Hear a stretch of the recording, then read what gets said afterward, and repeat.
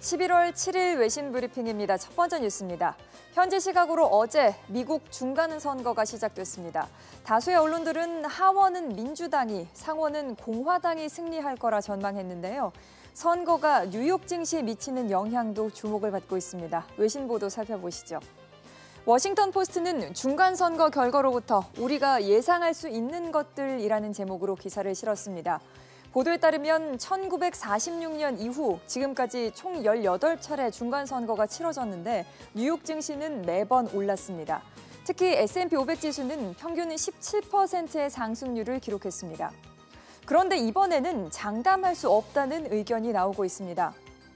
CNBC는 노벨상 수상자 로버트 실러 교수가 말하기를 이번 중간선거는 그동안과 다르다. 역대 시장 흐름과는 다른 결과가 예상된다. 이런 내용으로 기사를 실었습니다.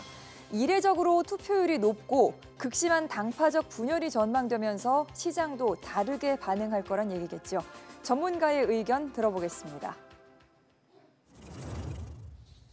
So I think we're more agnostic in terms of the election outcome, but I do agree with the fact that from a seasonal standpoint, from a technical standpoint, historically we have seen rallies following midterm elections, so we are expecting a little bit of relief for the equity market going forward. And I think that the source of that relief is really that this election, along with kind of the crystallization of a slower economic growth outlook, a slower profit growth outlook, all of these factors have led the equity market to have some indigestion here over the past couple of weeks. So I think importantly, like Binky was saying, this is an item that we can kind of put a check next to once we get to tomorrow, assuming that it isn't a highly contested election, and move on thinking a little bit more about the fundamentals and what any shifts in the structure of the government may entail for policy down the road.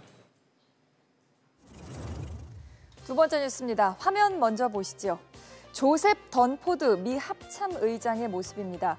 던포드 합참의장은 북미 협상이 진전되면 주한미군의 군사태세와도 관련해 협상을 할 수 있다고 말했습니다. 관련 외신 보도 살펴보겠습니다. 로이터 통신은 미국과 북한의 대화가 주한미군의 군사태세에 영향을 미칠 수 있다. 이런 제목으로 기사를 실었습니다.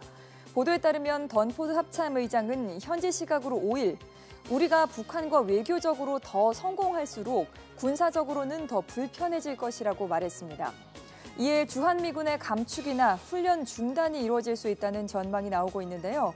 로이터 통신은 북한이 종전선언을 추진하는 것이 2만 8천 명의 주한미군 철수를 보장받겠다는 의도일 수 있다고 분석했습니다. 미군은 주한미군의 감축 가능성이 없다고 부인했지만 외신들은 한미 동맹 문제도 북미 협상에서 논의할 중요한 문제라고 분석하고 있습니다. 다음 뉴스입니다.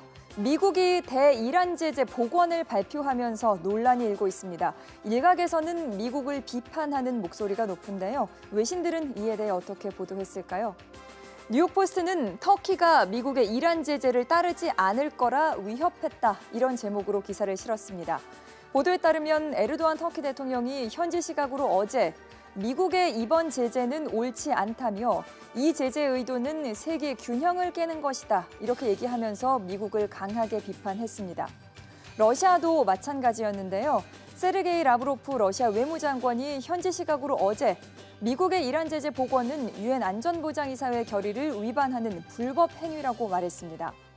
전문가들은 러시아가 이번 제재로 인해 원유 시장의 안정세가 흔들릴 것을 우려하고 있다고 분석했습니다. 오늘의 마지막 뉴스입니다.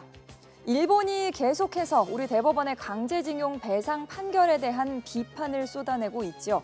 이 사실이 어제 또 보도됐습니다. 화면 먼저 보실까요? 고노다로 일본 외무상의 모습인데요. 어제 고노다로 일본 외무상이 이번 판결은 폭거이자 국제 질서에 대한 도전이라고 주장했습니다. 1965년 한일 청구권 협정으로 완전히 끝난 얘기라고 강조한 건데요.